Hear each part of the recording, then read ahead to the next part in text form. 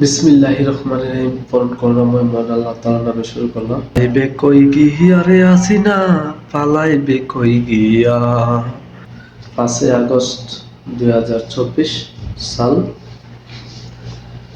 সালটা ইতিহাস হয়ে থাকবে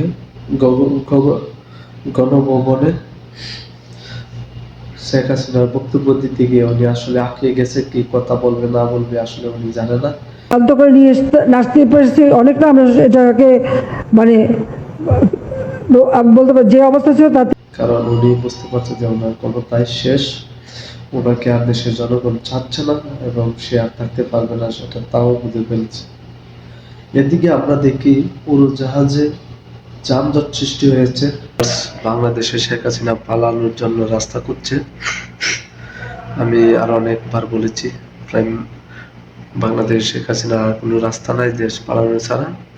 তার এমপি মন্ত্রী ডিআইজি যারা যারা আছে সবাই দেশ ত্যাগ করছে।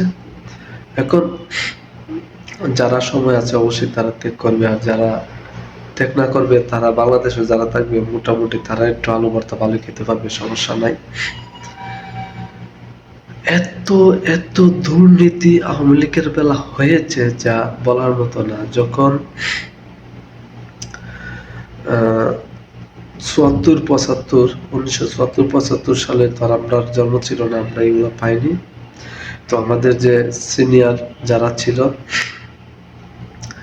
তাদের মুখ থেকে শুনছি, আমাদের রাজনীতি যাদের দিকে ফলো করে আমরা চলাফেরা করি, অনেকে বৃদ্ধ বয়স আছে বিএনপির মধ্যে এবং আরো অন্য অন্য যারা আছে সবার কাছ থেকে আসলে লিখ নাকি 74-75 এতটা ভয়ঙ্কর ছিল, এখনের দিকে আরো বেশি ভয়ঙ্কর ছিল। যে কারণে আসলে শেখ মুজিবুর রহমানকে মারার উদ্যোগ নিয়েছিল। শেখ মুজিবুর রহমান বাংলাদেশের একজন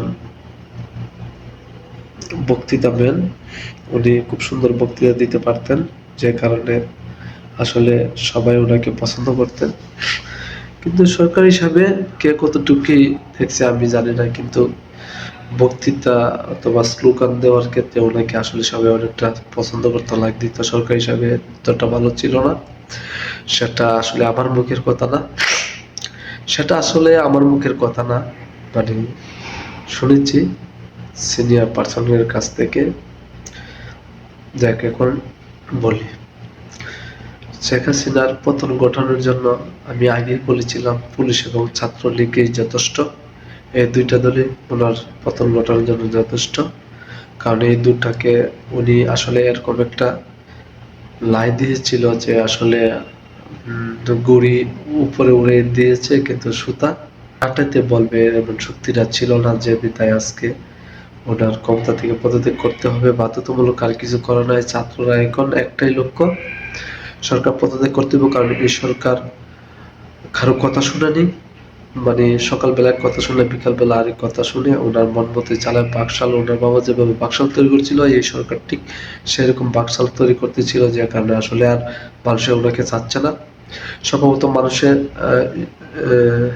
শিক্ষার্থীরা আসলে কয়েকটা শর্ত দিয়েছিল, সেই শর্ত আসলে উনি আসেনি করতে করতে আসলে গাঁওটাকে এত বড় করে ফেলেছে যে ওনার আসলে বলার মতো না। উনি আসলে ভাবছিলেন যে শিক্ষার্থীরা হয়তো 2-4 টাকা মেরে ফেললে মনে হয় তারা বইয়ে পালিয়ে যাবে, কিন্তু ওনারা আসলে জানে না সেটা শিক্ষার্থীরা কোনো বিএনপি আওয়ামী লীগ কিংবা জাতীয় পার্টি কিংবা বিপিনুরের দল না। আসলে ছাত্ররা হচ্ছে ছাত্ররা সব দলেরই এখানে আছে। আপনি আওয়ামী লীগ বলেন, আওয়ামী লীগের সন্তানরা আছে, বিএনপি সন্তানরা আছে, জাতীয় পার্টিরও আছে, সব দলের সন্তানরা আছে। কিন্তু তাদেরকে কোনো দলে নামানো যাবে না, তাদেরকে বলতে হবে ওনারা শিক্ষার্থী, আসলে ওনারা কোনো দলে ইনভলভ হয়নি। যদি হতো তাহলে একটা দল নিয়ে থাকতো, যেমন ছাত্রলীগ যেরকম ভাবে একটা দল নিয়ে শিক্ষার্থীর উপরে হামলা করেছে, এরকম ভাবে হামলা করতো।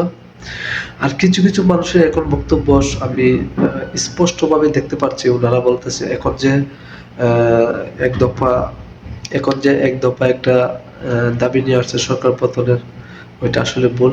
ওইটার মধ্যে আমি একমত না। যারা এই কথা বলবে তাদের মধ্যে বুঝতে হবে তারা কখনোই ছাত্রদের দলে ছিলেন না, ছাত্ররা পক্ষে ছিলেন না।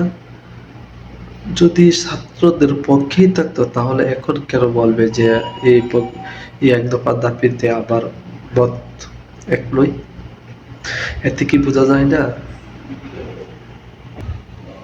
এর থেকে কি বোঝা যায় না আসলে ওনারা কি চাচ্ছে? যাই হোক, আমি যেটা বলতেছিলাম, আসলে এখন যে শিক্ষার্থীরা মাঠে আছে তারা আসলে যে কোনো এক দলের তা না। ওনারা আসলে সরকার চাচ্ছে না, কারণ এই সরকারের প্রতি সবাই খুব ভালো একটা ধারণা হয়ে গেছে। এই সরকার মানে উনি যে ইচ্ছাকৃতভাবে স্বৈরাচারীভাবে দেশ চালাইতে চায় সেটা আসলে শিক্ষার্থীরা খুব ভালো জানা জানা হয়ে গেছে। কারণ